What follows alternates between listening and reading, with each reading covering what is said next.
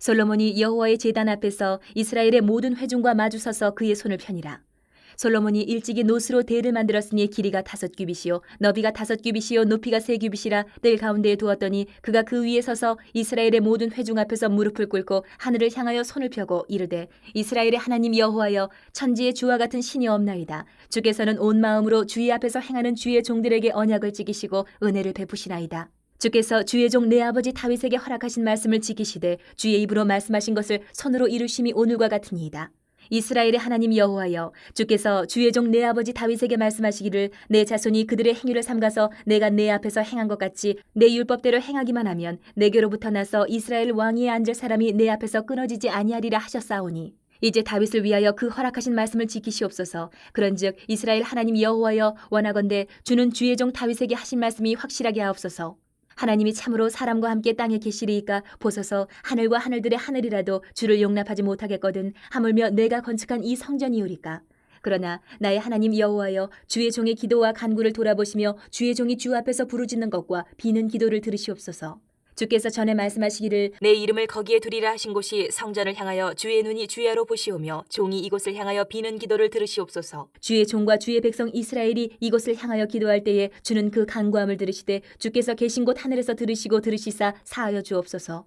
만일 어떤 사람이 그의 이웃에게 범죄함으로 맹세시킴을 받고 그가 와서 이 성전에 있는 주의 제단 앞에서 맹세하거든 주는 하늘에서 들으시고 행하시되 주의 종들을 심판하사 악한 자의 죄를 정하여 그의 행위대로 그의 머리에 돌리시고 공의로운 자를 의롭다 하사 그 의로운 대로 갚으시옵소서. 만일 주의 백성 이스라엘이 주께 범죄하여 적국 앞에 패하게 되므로 주의 이름을 인정하고 주께로 돌아와서 이 성전에서 주께 빌며 간구하거든 주는 하늘에서 들으시고 주의 백성 이스라엘의 죄를 사하시고 그들과 그들의 조상들에게 주신 땅으로 돌아오게 하옵소서. 성전을 완공하고 솔로몬이 축복하고 또 축하 연설까지 했습니다. 이것을 다 마친 후에 솔로몬은 그냥 그것으로 끝난 게 아니고 제단 앞에 하나님 앞에 나와서 기도를 합니다. 그 기도의 내용이 우리가 읽은 이 말씀 본문입니다. 솔로몬이 백성 가장 앞에 서서 단에 무릎을 꿇고 하늘을 향해서 손을 편 모습은 그 뒤에서 본 백성들에게 정말 큰 감동이었을 겁니다. 오늘 이 본문을 통해서 솔로몬이 성전을 완공하고 나서 어떻게 기도했고 무엇을 기도했는지를 살피면서 또 우리의 기도도 한번 점검하고 바로잡는 시간이 되기를 바랍니다. 12절 13절을 보면 솔로몬은 성전 뜰에 있는 제단 앞에서 이 회중과 함께 무릎을 꿇고 하늘을 향해서 손을 듭니다. 이것은 하나님께 대한 경배, 존경, 그리고 자신의 겸손을 나타내는 태도예요. 그 당시 최고 강국이었던 이 이스라엘이 다른 주변 나라들이 범접하지 못하고 쳐들어오지도 못할 정도의 강력한 나라였던 이스라엘의 그 왕이 하나님 앞에 그 백성들이 다 보는 앞에서 무릎을 꿇고 두 손을 펴서 하나님을 향합니다. 최고의 겸손을 나타낸 거예요. 하나님만 살아계시고 역사하시는 유일한 신이십니다. 이걸 고백하는 거예요. 최강국의 왕이 겸손한 마음으로 하나님께 백성을 다스리는 데 필요한 능력을 구하는 거예요. 우리는 이처럼 늘 하나님 제단 앞에 무릎을 꿇어야 돼요. 삶 속에서 하나님의 위대하심을 날마다 고백해야 돼요. 솔로몬처럼. 우리가 이렇게 정직하게 겸손하게 하나님 앞에 엎드리면 하나님이 우리 손을 붙잡고 들어주시고 우리 갈 길을 밝히 보여주십니다. 솔로몬에게도 똑같이 해주신 것처럼 하나님 앞에서 부끄럽지 않은 사람이 되기 위해서 정말 노력해야 됩니다. 그분의 은혜가 필요해요. 솔로몬은 최고 강국이었지만 하나님께서 맡기신 그 나라 그 백성을 다스리기 위해서 지혜를 구하고 능력을 구한 거예요. 겸손하게 엎드려서. 그런 모습이 우리 가운데도 있어야 됩니다. 그래서 14절부터 17절을 보면 솔로몬은 이렇게 고백합니다. 천지의 주와 같은 신이 없나이다. 그렇게 고백하는 솔로몬에게 하나님은 신실하게 행하세요. 헤아릴 수 없는 복을 부어주십니다. 필요한 지혜들을 다 부어주시오. 그리고 아버지로부터 약속한 모든 약속을 신실하게 다 지켜주십니다. 이런 하나님, 솔로몬의 하나님이 또 우리의 하나님이시기도 합니다. 솔로몬을 사랑하신 것처럼 우리도 사랑합니다. 정직하게 겸손하게 하나님 앞에 엎드려 간구하면. 하나님은 약속을 항상 기억하고 계세요. 우리에게 하신 모든 약속, 성경 말씀을 통해서 하던 모든 약속을 다 기억하고 계세요. 절대 배신하지 않으세요. 그냥 우리가 배신해서 문제지. 배신한 것은 항상 보면 우리 인간이에요. 나예요. 하나님은 신실하십니다.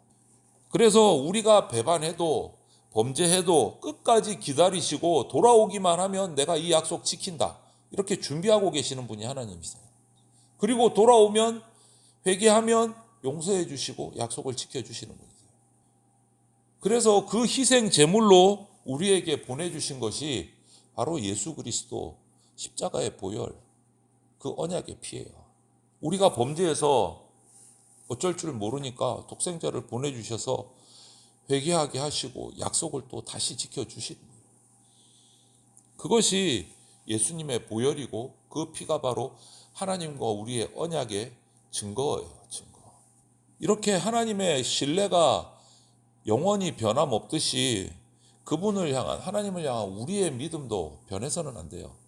그런데 18절, 21절을 보면 계속해서 기도가 나오는데 여러분, 우리가 이렇게 기도를 하면 사탄이 가만히 있지를 않습니다.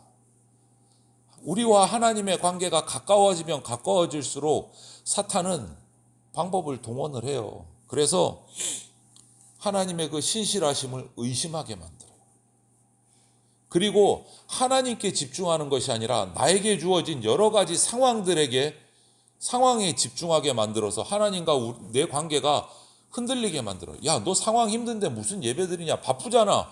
오늘 하루는 빼먹어도 돼. 상황을 보게요. 상황을. 하나님께 집중하는 내 마음을 돌이켜서 어려운 상황, 바쁜 상황들에게 집중하게 만들어서 하나님과 우리의 기도의 관계를 끊으려고 해요. 그래서 우리는 기도해야 돼요. 더 간절히. 우리 그냥 의지나 신념이 아니에요. 기도는 하나님 약속, 하나님의 성품에 우리가 딱 기초해서 하나님께 나아가는 게 기도예요. 내가 기도해야지 한다고 기도하는 게 아니에요. 하나님의 약속을 붙들어야 기도가 나와요. 그래서 솔로몬은 오늘 18절부터 21절을 보면 그 기도의 내용들을 보면 내가 연약한데 우리 백성들이 연약한데 우리가 연약해서 기도할 때도 주님 외면하지 마시고 들어주십시오. 그렇게 기도를 해요. 우리가 부를 때 응답해 주시고 찾을 때 나타나 주십시오. 이렇게 기도하는 거예요. 그리고 언제나 성전을 향해서 성전에서 하나님께 부르짖겠습니다. 그때 응답해 주십시오. 이렇게 간구를 합니다. 솔로몬이 이렇게 기도할 수 있었던 근거가 뭡니까? 백성들이 잘 믿어서 솔로몬 자신이 겸손하게 믿음이 좋아서 아니요. 솔로몬의 기도의 근거는 주님의 자비하심, 긍휼하심 거기에 빗대어서 거기에 뿌리 내리고 기도하는 거예요. 내가 기도를 잘해서 많이 성전을 지어서 제사를 1,000번제를 드려서 기도에 응답해 주십시오. 그게 아니에요. 여러분, 하나님의 집에는 긍휼함이 있습니다. 하나님의 집에는 용서가 있습니다. 하나님의 집에는 우리의 희망이 거기에 있어요. 그것을 의지해서 기도하는 거예요.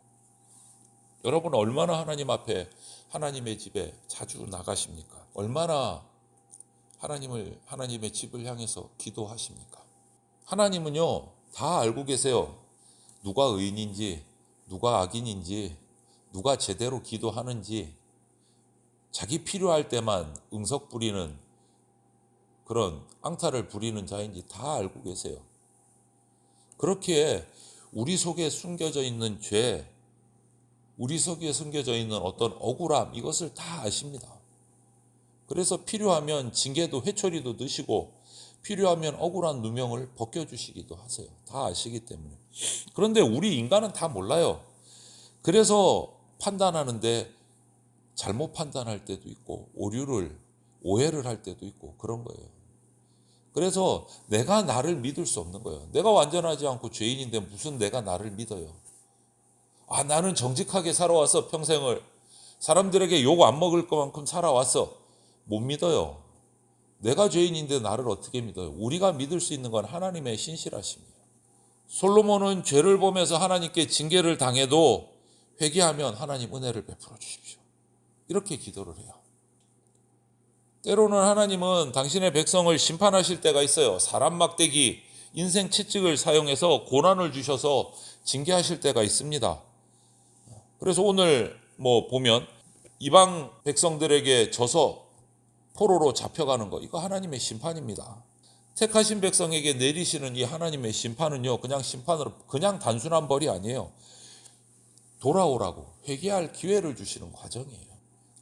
아무리 큰 잘못을 범해서 전쟁에 패하는 고난을 겪어도 회개하고 하나님께 돌아오면 용서하고 건져 주실 것이다. 그것을 강구하는 거예요. 우리가 죄를 뉘우치면 하나님은 용서하시고 정의를 세우시고 회복시켜 주십니다. 그래서 6절에 보면 하나님이 예루살렘을 선택하여 거기에 하나님의 이름을 두시고 누구든지 언제든지 이 성전을 향해서 주님의 이름을 부르면서 기도하면 응답하겠다라고 약속하시는 거예요. 오늘 우리는 그럼 솔로몬 성전은 없어요. 오늘 우리의 성전은 솔로몬 성전이 아니라 영원한, 흔들리지 않는, 무너지지 않는 참 성전인 예수 그리스도의 이름으로 언제든지 우리는 나가서 기도할 수 있는 겁니다. 솔로몬의 성전은 없어졌지만 우리가 하나님 집에서 멀리 떨어져 있다 해도, 어떤 끔찍한 죄를 지었다 해도 언제든지 주님의 이름을 부르면서 나와서 엎드려 회개하기만 하면 용서받을 수 있는 은혜를 우리에게 주셨어요. 그래서 그것을 근거로 기도해야 돼요. 하나님, 나는 잘못한 거 없고 정직하게 해갖고 열심히 행하는데 사람들이 저를 오해합니다. 그러니까 그 오해를 풀어주세요. 이거는 잘못된 기도예요. 근거가 잘못됐어요. 하나님의 은혜에 뿌리 내리고 겸손하게 엎드려 기도해야 합니다. 인생의 중심이 무엇인지를 아는 것이 진짜 지혜예요. 나라의 중심이 무엇인지를 제대로 아는 것이, 거기에서부터 진짜 지도력이 나옵니다. 여러분, 세상은요 하나님 중심으로 돌아갑니다. 솔로몬은 그것을 알았기 때문에 왕임에도, 최고 강국의 왕이었음에도 불구하고 하나님 앞에 엎드려서 두 손을 들고 간구하는 거예요. 나라의 중심이, 세상의 중심이 하나님께 있음을 알았기 때문에. 그게 진짜 지혜예요. 하나님은 우리가 기도할 때 긍휼을 베푸십니다. 그리고 자비와 용서로 우리 죄도 허물도 씻어주시고 덮어주세요. 저와 여러분이 오늘 솔로몬의 이 기도의 모습을 보면서 날마다 하나님을 향해서 두 손을 들고 기도하는 그런 저와 여러분들 다 되시기를 주님의 이름으로 축원을 드립니다. 아멘.